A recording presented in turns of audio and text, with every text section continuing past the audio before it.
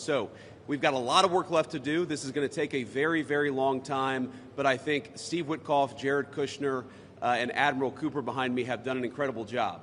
I want to say just a couple of quick things, and then I want to turn it over to Steve Witkoff. Number one, the Israeli government has been remarkably helpful in this. I want to thank them, thank our Israeli partners, and all the folks particularly who are working hand in hand with their American friends here at the CMCC. And number two, I want to say that there is this weird attitude I've sensed in the American media, in the Western media, where there's almost this desire to root for failure, that every time something bad happens, that every time that there's an act of violence, there's this inclination to say, oh, this is the end of the ceasefire, this is the end of the peace plan. It's not the end.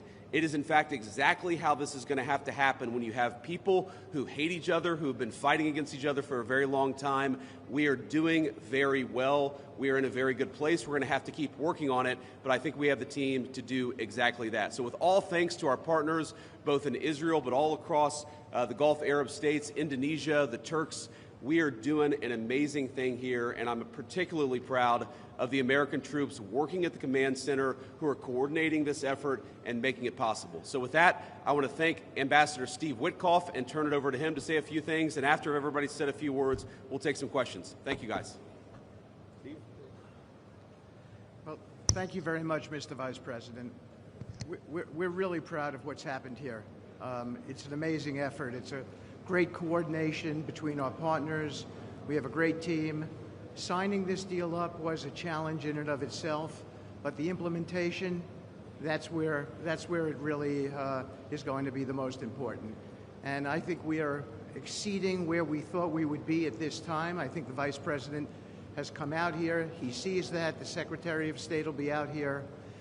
I can't tell you what a privilege it is to work with the team that we have, with Jared, who's extraordinary, the President, of course, and the Vice President, and Admiral Cooper. I would also say this. We're learning so much here. This CMCC that we're setting up now, this is going to be used in other conflicts as we figure out all the intricacies of how to modulate a peace deal, go from war to peace. Lastly, in closing, I want to speak about the morning that me and Jared had. We met with 10 hostages and their families, and it was really an emotional moment. And I felt blessed to be in that room. Lots of tears, lots of people really, really grateful to President Trump for getting their children home, and you, of course, Mr. Vice President. And I want to observe that I didn't see any victims in that room. I saw strong people who have come out under very difficult circumstances. Their families are reunited, and they are so grateful. And it was just my privilege as an American to be there. Thank you. Great, thank you. Jared? Thank you. Thank you, Mr. Vice President. Thank you, Steve. First of all, we really appreciate your visit here. It's given a great boost of energy to everyone here, and your support through this whole effort has been really tremendous. What you see here today is really the opening of the CMCC. This has been something that's been envisioned by CENTCOM. Admiral Cooper will speak about that in a bit. But we always knew that the deal that we were working on would kind of have two phases to it. The first phase was obviously getting the live hostages out. We're currently making progress on the hostages, the bodies that are still there. I think almost half are out now, and we had very good meetings with the Israelis. I know the Vice President's here to put a lot of effort into that today to hopefully make sure we can complete that mission in phase two.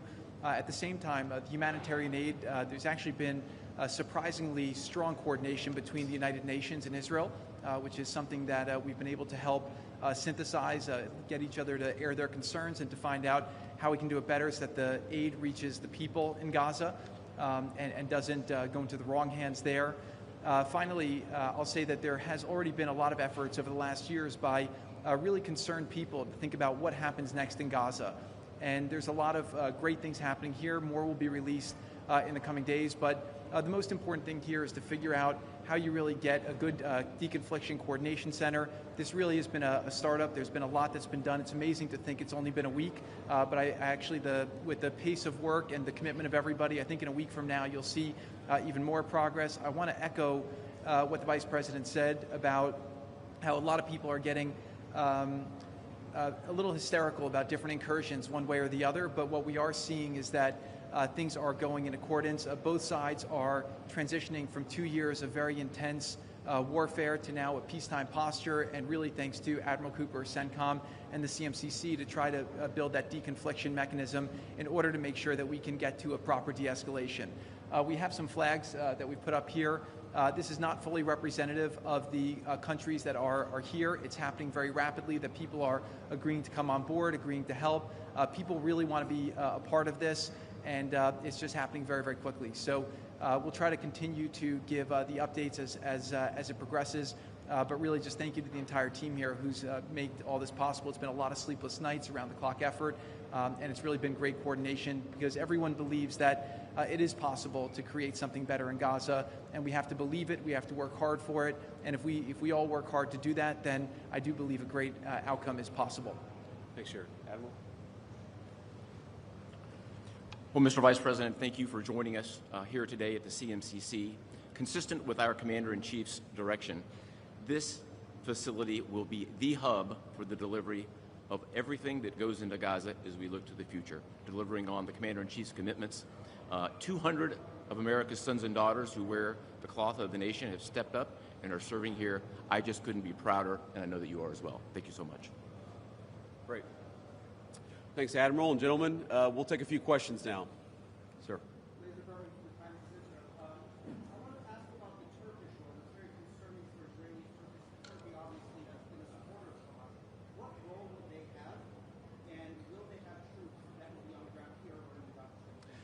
Well, I think, first of all, what troops are on the ground in Israel is going to be a question the Israelis have to agree to, and I'm sure that Prime Minister Netanyahu will have opinions about that, but we think everybody has a role to play here. Some of that's going to be financial, some of that's going to be in reconstruction, some of that's just in communication with the various parties to ensure that this deconfliction process actually works and is implemented.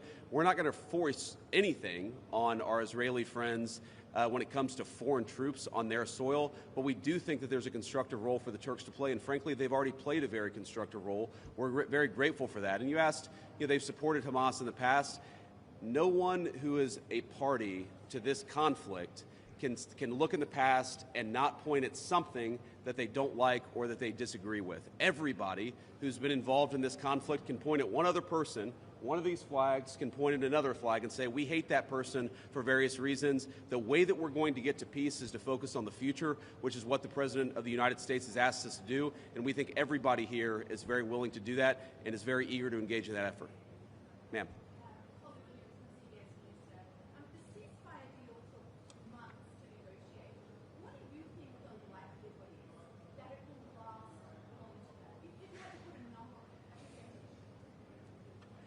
Well, Jared's the investor here. I'm not going to give you a percentage, but look, what we've seen the past week gives me great optimism the ceasefire is going to hold. And if we get from where we were a week ago to a long-term, durable peace between Israel and Gaza, there are going to be hills and valleys. There are going to be moments where it looks like things aren't going particularly well. But given that, and given the history of conflict, I think that everybody should be proud of where we are today. It's going to require constant effort. It's going to require constant monitoring and supervision. That's part of the reason that Admiral Cooper and his team is here, is to mediate these disputes, to mediate these disagreements as they come up. But look, right now, I feel very optimistic. Can I say with 100% certainty that it's going to work? No. But you don't do difficult things by only doing what's 100% certain. You do difficult things by trying, and that's what the President of the United States has asked us to do. Sir.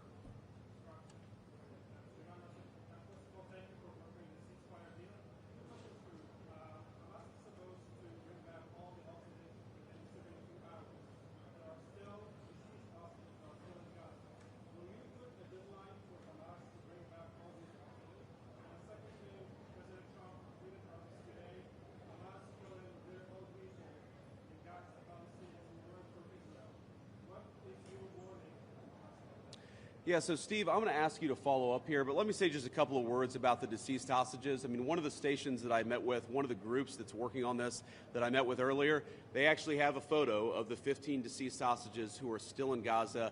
It is a focus of everybody here to get those bodies back home to their families so that they can have a proper burial.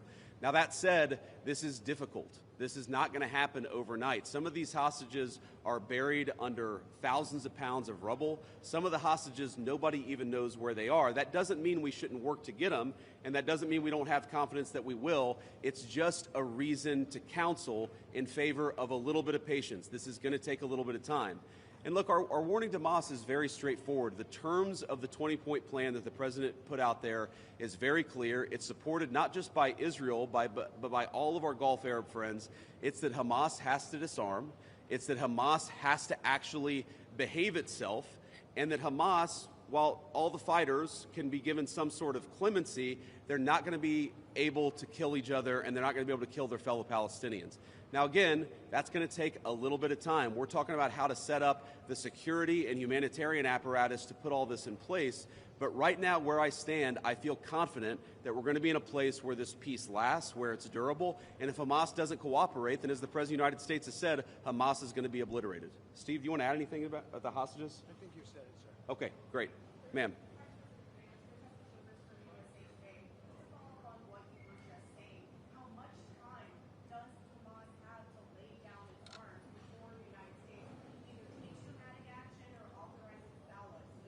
Well, look, the president actually put out a truth this morning that I thought was very instructive. We know that Hamas has to comply with the deal, and if Hamas doesn't comply with the deal, very bad things are going to happen. But I'm not going to do what the President of the United States has thus far refused to do, which is put an explicit deadline on it, because a lot of this stuff is difficult. A lot of this stuff is unpredictable. You basically have two regions in Gaza, one of which is relatively safe, I wouldn't say very safe, and one of which is incredibly dangerous. And part of ensuring that we get to a durable peace is to broaden the scope of the area that's safe. And the International Security Force is a big part of that. We don't yet have the International Security Force set up. That's something we're working towards. We have a number of volunteers who want to participate in that International Security Force. So my point is, I don't think it's actually advisable for us to say this has to be done in a week, because a lot of this work is very hard. It's never been done before, and in order for us to give it a chance to succeed, we've got to be a little bit flexible. I think what you're seeing from our Gulf Arab friends, certainly from our Israeli friends, is a certain amount of impatience with Hamas, but we're going to keep on working at this process, and we're going to keep on trying to bring the deceased hostages home, but also make sure that all Gazans are able to live in a prosperous and safe place. Yes?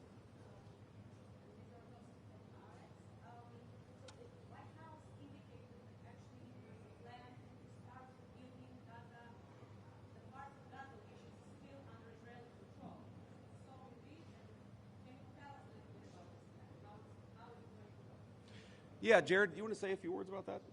Great.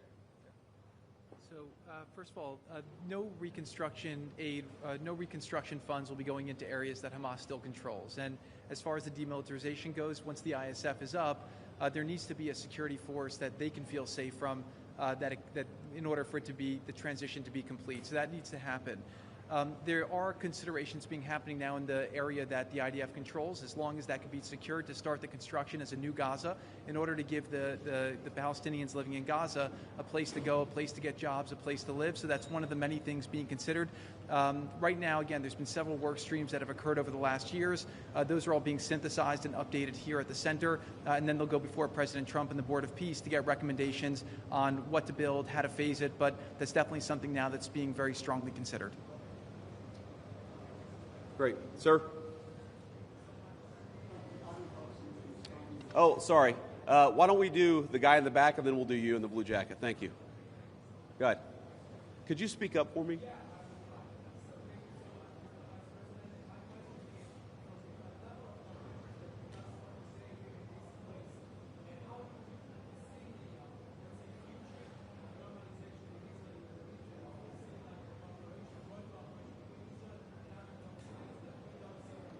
Yeah, well, you know, I think Steve put it best, which is that this model, I think, could serve for a foundation for normalization, not just in the Middle East, but across the world.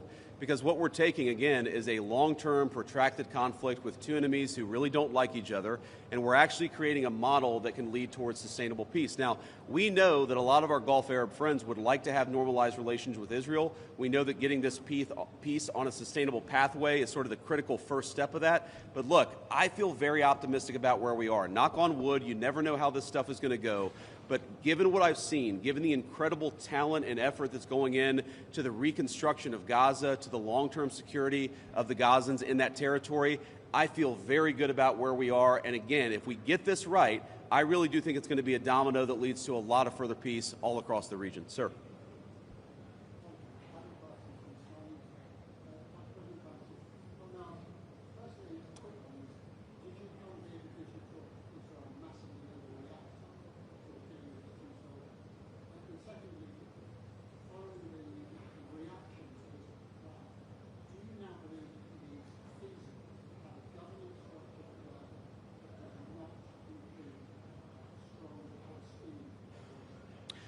Well, so on the first question, no. My visit had nothing to do with events of the past 48 hours. We had actually tried to plan this visit, frankly, months ago, and now we thought this would be a good time to do it. It ended up working out. As you know, sometimes calendars are difficult, especially when you're the Vice President of the United States. But I wanted to come. I wanted to check in on things. I wanted to, talk to the troops who are working very hard to coordinate this massive relief effort. And I wanted to just see how things were going and put some eyes on it so I could call the President of the United States and actually, it's one thing to read about it. It's one thing to talk with Jared and Steve on the phone about what's going on the ground. It's another thing to actually shake somebody's hand, to look them in the eye and to understand what are the challenges, what are the things they need from me. I mean, I heard from relatively junior troops very simple things that would make their lives easier that I'm going to take back to Washington and hopefully help them with. That's why you do a visit like this, not because of anything that's happening on the ground. On your question about what is the ultimate, authority in Gaza look like, I don't know the answer to that question. And I think what's so cool, what's so amazing about what these guys have done is that we're creating a governance structure that is very flexible to what happens on the ground in the future. We need to reconstitute Gaza. We need to reconstruct Gaza. We need to make sure that both the Palestinians living in Gaza, but also the Israelis are able to live in some measure of security and stability. We're doing all of those things simultaneously. And then I think once we've got to a point where both the Gazans and our Israeli friends can have some measure of security, then we'll worry about what the long-term governance of Gaza is. Let's focus on security, rebuilding, giving people some food and medicine. If we get to the point where we're arguing exactly what the governance structure in Gaza is long-term, then we should pat ourselves on the back. That's a very good problem to have, but I won't anticipate that problem before we actually have it. I'll take a couple more and then we'll get moving. Ma'am. Could you speak up? Thank you.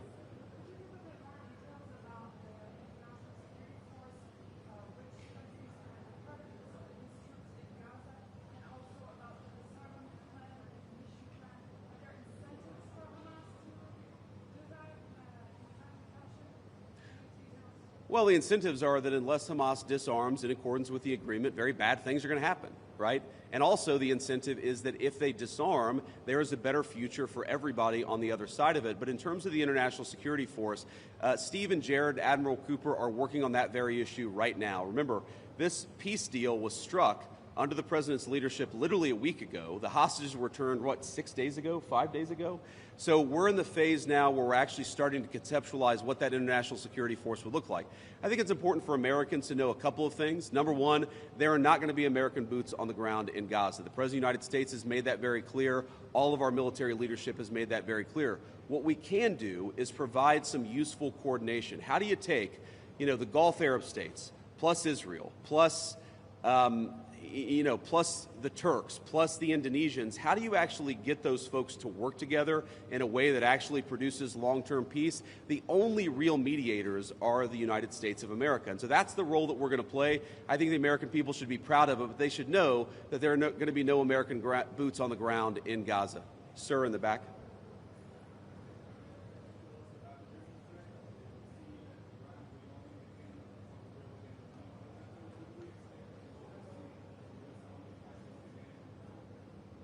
Could you ask the very last part?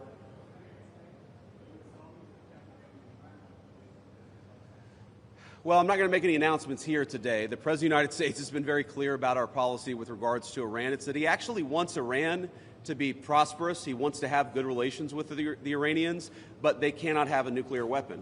And so we're going to keep on using and exhausting every diplomatic means possible to try to ensure that Iran does not have a nuclear weapon. That's our focus, and that will remain our focus for the indefinite future. Let me just leave us with one final thought here. So I've been to Israel once in my entire life. I came for about 36 hours, and as a Christian, I think the world's Christians will know that this country, that this region of the world means a great deal to me.